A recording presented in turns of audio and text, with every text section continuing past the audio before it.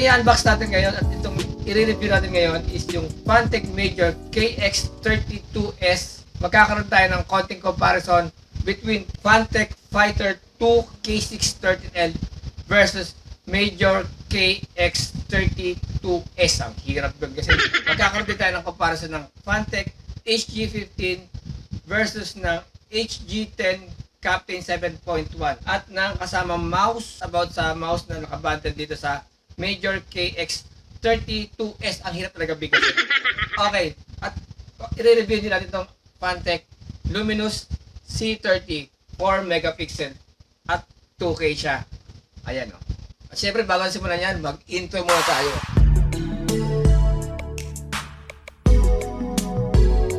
Isa sa mga haba ko ngayon itong Fantech Fighter 2 K613L at saka isang Fantech Major KX32S.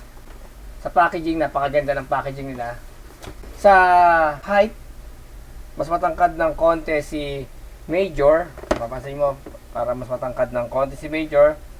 Dito sa packaging na to, is bundle dito yung mouse. So, included na yung mouse dito sa package na to. Okay. From the box, so makikita na agad natin yung keyboard at saka siyempre yung bundle niya mouse.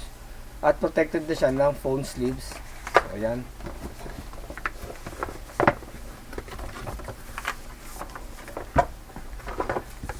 Wow. So, same siya ng Fantech K613L. Halos naka-top cover din sila ng aluminum alloy. So nga lang, naka-printed keys ito. Magating naman dito sa mouse. Coated siya ng matte black. Matte black flat or flat black matte or parang whatever ganun. Then meron siyang 6 macro button.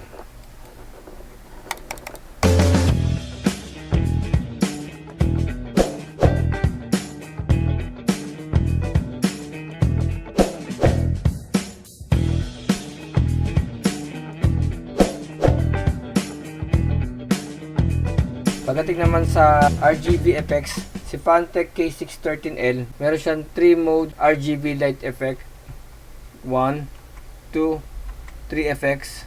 Compare mo naman kay KX32S, meron siyang isang RGB effects lang, which is on and off lang.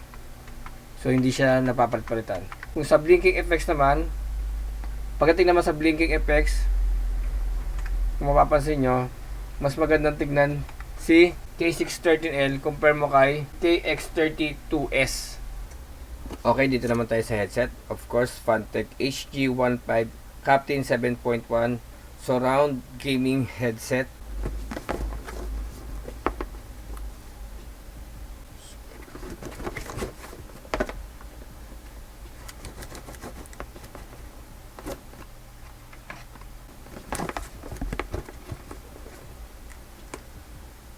Okay, start natin from the box.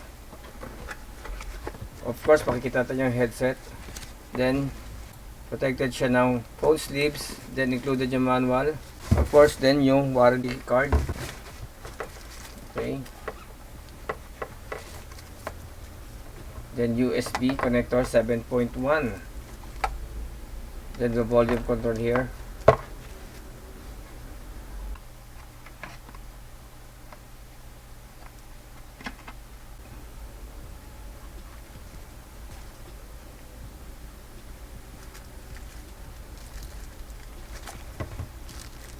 Leather headband.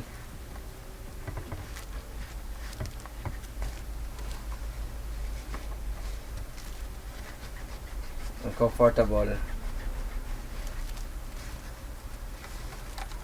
Meron siyang RGB light mode. Itong on off. Ayan. Parang itinatouch lang siya. Didikit mo na yung ano mo, daliri mo is mag-ano na siya, mamamatay na siya. Medyo sensitive nga na siya. Dito yung volume control niya, kung gusto mo hinaan o lakasan. Then protected din siya ng metal brace dito. Para pag binubuksan mo siya, hindi siya ganun masisira kagad.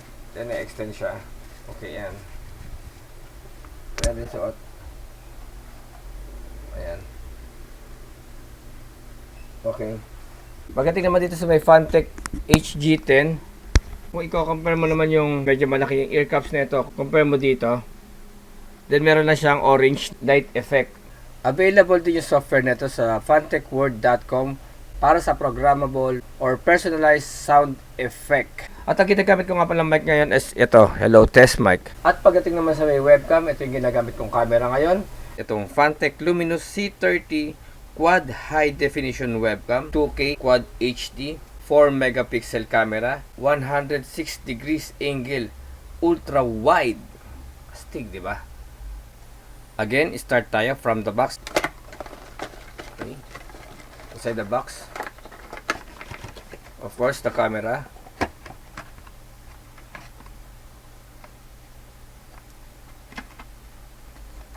The warranty card.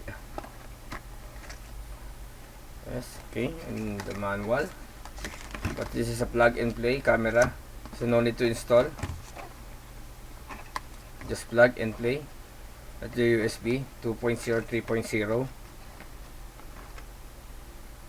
Then sa camera, okay, ito yung pinaka camera nya. Then kasama siyang lens cover, ito yan. Okay, tanggalin ako yan.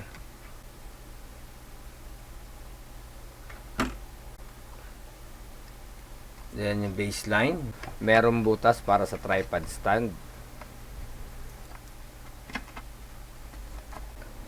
Okay, kagaya ng ibang webcam, pwede mo rin ipatong sa ibabaw na monitor mo, like that. Ayan. So, medyo matigas. So, see. Ayan yung itsura niya. Then, tingnan natin yung pinaka-stand. Ganyan siya kakabit sa likod. Tusok natin siya ganyan. Then, flip. Then, so, yan. Yan ang itsura niya pag nakabit siya. Okay?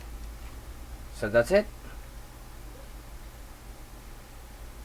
At meron din siyang built-in microphone. So, ito yung naririnig nyo ngayon dito sa ginagamit ko ngayong Funtech Luminous C30 Ultra Wide Webcam. Sa mga wala pang ganito, mag-purchase na kayo itong ating Funtech Gear Online Starter Pack. So mag-avail na kayo nito sa mga wala pa nito para gamitin nyo sa ating online schooling at para sa ating work from home. At maraming salamat nga pala sa ating mga bagong subscriber. Maraming salamat sa inyo. At sa mga hindi pa po nakakapag-subscribe, yan, mag-subscribe na kayo at paki-hit na rin yung notification bell para ma-notify kayo every time na may bagong video na ilalabas. So hanggang dito na lang mga boss. Yo!